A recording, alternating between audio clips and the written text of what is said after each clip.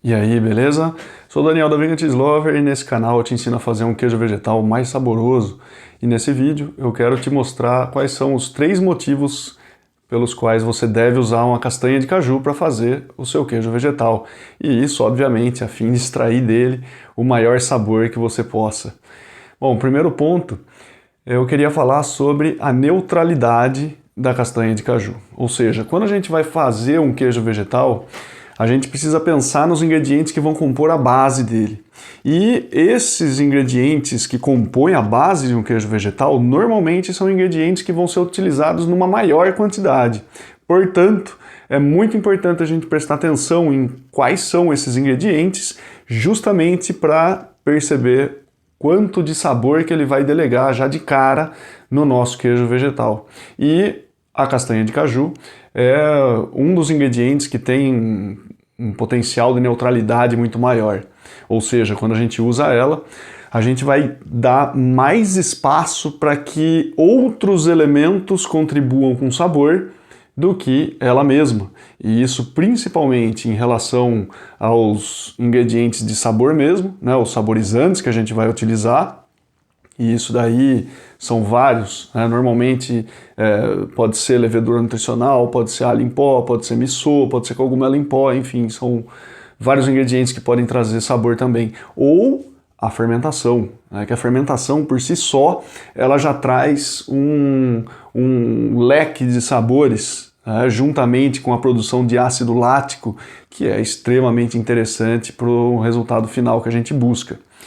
Bom, fora essa questão da neutralidade, portanto, só um parênteses em relação a essa neutralidade, porque de repente agora você pode estar pensando, ah não, mas eu já comi queijo vegetal de castanha de caju que tinha gosto de castanha de caju.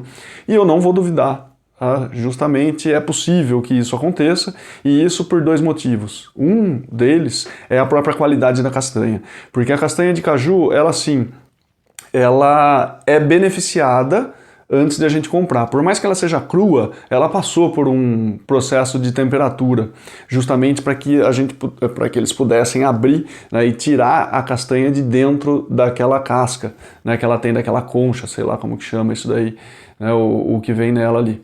E depois, a fermentação, ela é capaz de superar esse gosto de castanha. Normalmente, quando você está acompanhando um queijo vegetal feito à base de castanha de caju que está sendo fermentado, o sabor que você sente logo no começo dessa fermentação é bem diferente do final, né? No começo tem ainda aquele gosto de castanha de caju, é possível você identificar isso, mas no final é interessante que já não tenha isso.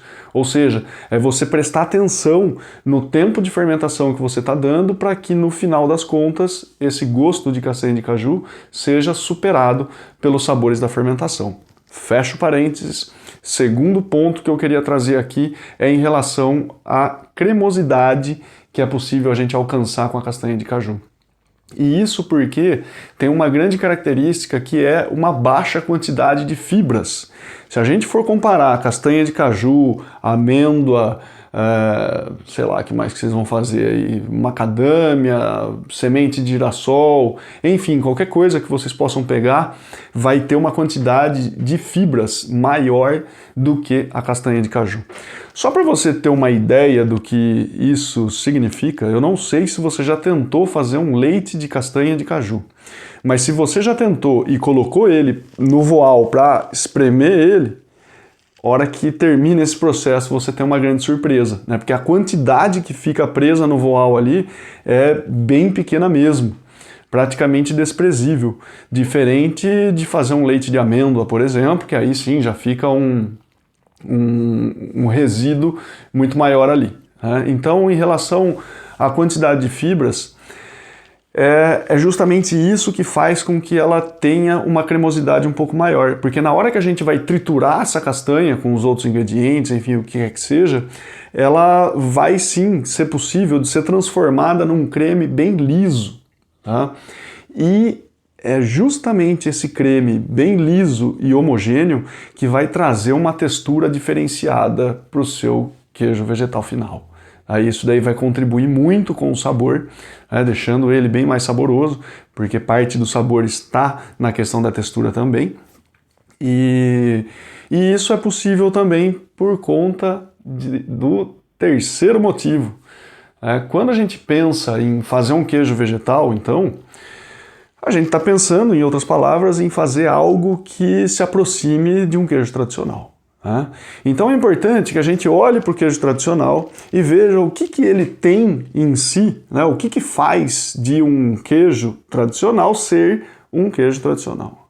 Isso daí, quando a gente pode ter vários olhares para trazer essa resposta, mas o que cabe a nós aqui é avaliar a questão dos macronutrientes que estão presentes no leite e que se transformam então num queijo depois.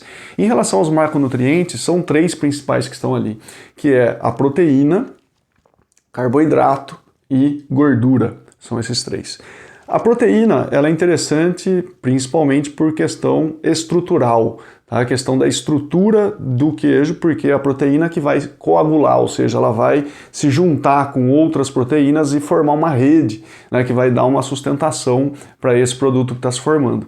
Depois, o carboidrato ele vai ser consumido pelas bactérias no processo de fermentação, porque estamos falando de açúcar, né, que no caso do leite de animal é a lactose, né? No caso de castanhas, aí são outros carboidratos que estão colocados ali no processo.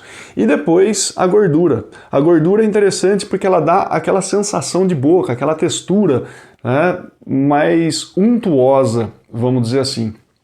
E quando a gente olha para esses 3 macronutrientes, a castanha de caju, ela tem esses 3 macronutrientes numa quantidade maravilhosa e equilibrada o suficiente para a gente poder fazer um queijo vegetal com ela. Então, essa questão dos macronutrientes é interessante e olha só o que resulta, né? É possível, no fim das contas, a gente fazer um queijo vegetal desse aqui, por exemplo, que foi feito só com castanha de caju, probiótico e sal, acaba tendo uma bela estrutura. Esse aqui ainda está em processo de cura, mas uma cura já mais avançada, que em alguns dias eu já vou me deliciar com isso. E você? Você usa castanha de caju para fazer o seu queijo vegetal? Deixa aí nos comentários.